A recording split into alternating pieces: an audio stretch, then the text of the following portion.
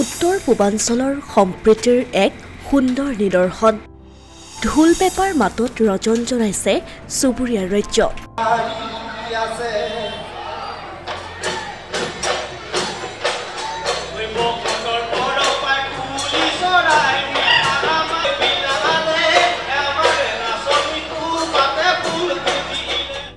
বহিৰাজ্যতো উদযাপন কৰা হৈছে বহাগ বিহু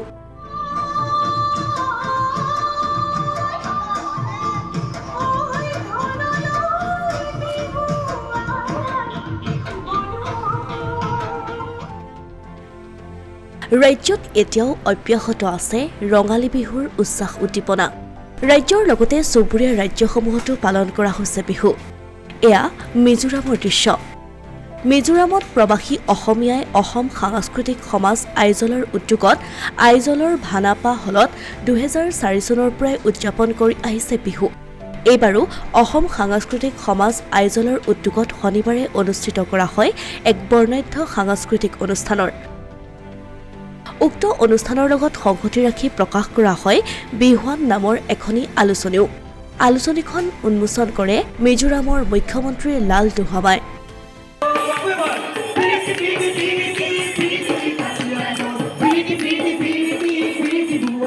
অসম সাংস্কৃতিক সমাজ মিজোৰাম আইজালৰ জন্ম হৈছিল 2004 চনত আৰু এই 2004 চনৰ পৰা অসমবাসী ৰাইজ যিসকলে এই আইজাল চহৰত বসবাস কৰি আছে সিহঁতে প্ৰতি বছৰে এই ৰঙালী বিহু উদযাপনৰ কাৰ্যসূচী পালন কৰি আহিছে আৰু এই কাৰ্যসূচীত বিভিন্নজন মুখ্য অতিথি হিচাপে অংশগ্ৰহণ কৰি আছে সমান্তৰালকৈ চুবুৰীয়া ৰাজ্য অৰুণাচলতো দেখিবলৈ পোৱা গ'ল বহাগ বিহুৰ ব্যাপক উদ্দীপনা অৰুণাচলত বাস কৰা অসমীয়া লোকসকলৰ ৰঙালী বিহু সন্মিলন উদযাপনৰ এই দৃশ্য অতিকৈ মনোমোহা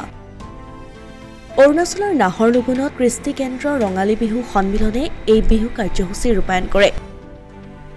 দীৰ্ঘ বছৰ ধৰি কৰ্মসূত্ৰে অৰুণাচলত বসবাস কৰা এইসকল অসমীয়া লোকে সুন্দৰকৈ অনুষ্ঠিত কৰে বিহু সন্মিলনীখনি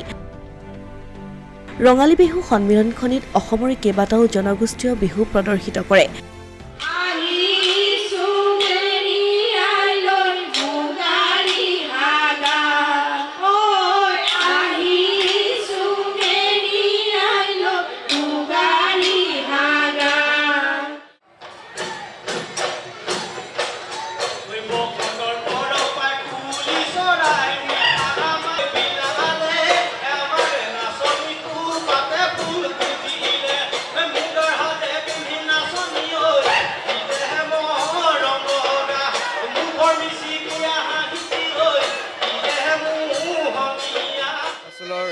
মানে কেপিটেল কমপ্লেক্সৰ ভিতৰত এটাই প্ৰগ্ৰাম হয় আমাৰ বিহু সেই বিহুটো সেইটো কাৰণে আমি জান প্ৰাণ দি আমাৰ যিখিনি কৰ্মকৰ্তা থাকে যিখিনি আমাৰ আইসকল আই মাতৃ যিখিনি থাকে তেওঁলোকে ইমানেই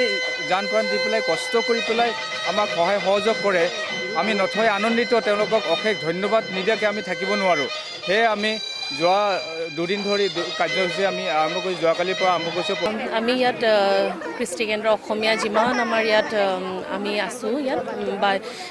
বাসী ইয়াত আমি প্ৰত্যেক বছৰৰ দৰে এইবাৰ ৰঙালী বিহু সন্মিলন পাতিছোঁ তাতে আমি এতিয়া জেম বিহু পৰিৱেশন কৰি আহিলোঁ যিহেতু আমি গোটেইখিনি মিলি লগে ভাগে কৰিবলগীয়া হয় তো প্ৰেক্টিছ কৰিবলগীয়া ইমানখিনি আমি সময় নাপাওঁ তাৰ মাজতো আমি ফূৰ্তি ফাৰ্তাকৈ মানে এইখিনি কৰিয়ে আমি যিখিনি আমি কৰোঁ মানে ভালকৈ গোটেই বছৰটোৰ আমাৰ বিহুটো মানে আমি এতিয়াহে পাতোঁ মানে প্ৰকৃত বিহু আমাৰ মানে এতিয়াহে হয় 14 এপ্ৰিলত নহয় প্ৰকৃত বিহুটো আমাৰ এতিয়াহে হয় বুলি আমি ভাবোঁ মুঠৰ ওপৰত অসমৰ জাতীয় উৎসৱ বিহু এতিয়া বিয়পি পৰিছে বহিৰাজ্যতো বহিৰাজ্যত থকা অসমীয়া লোকসকলে নিজৰ স্থানতেই পালন কৰিছে অসমীয়াৰ বাপতি সাহোন বিহুৰ সাংস্কৃতিক অনুষ্ঠান ইয়ে বাৰুকৈ প্ৰকাশ কৰিছে সম্প্ৰীতিৰ এক উৎকৃষ্ট নিদৰ্শন অসমীয়া প্ৰতিদিন ডিজিটেল ডেস্ক